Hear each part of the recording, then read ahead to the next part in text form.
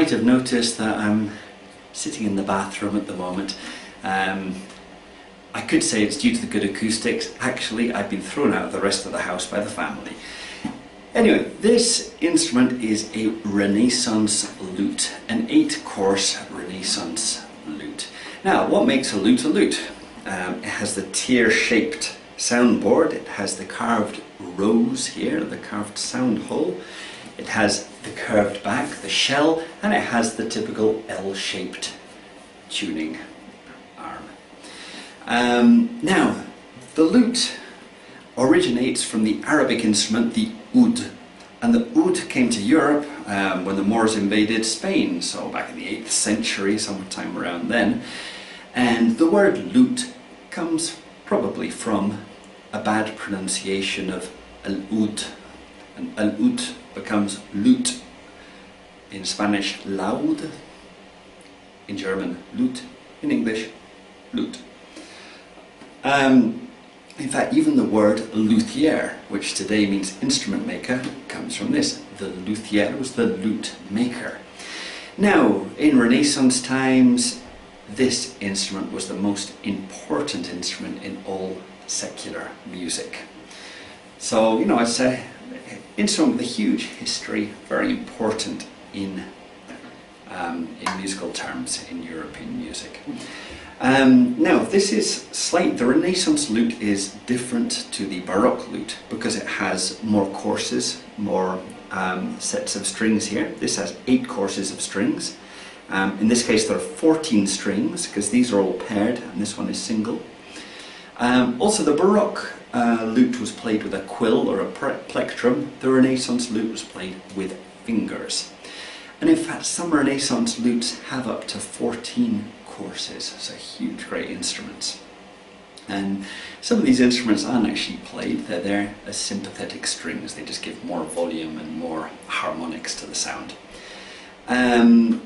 Also, the Renaissance lute has frets, which the Baroque lute doesn't. And in fact, these frets are metallic, but traditionally they were made of gut or nylon. The tuning is D. This is in octaves, D, F, G, C, and then we have in unison F, A, D, and the single string at the top is a G.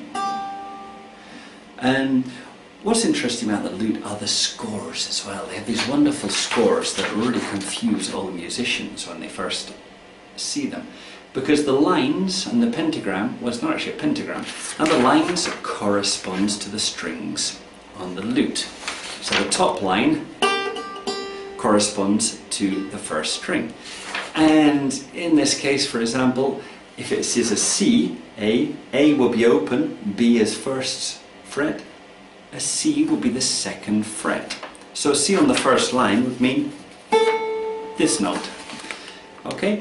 And so that's how you play it, looking at the strings and what fret you have to play.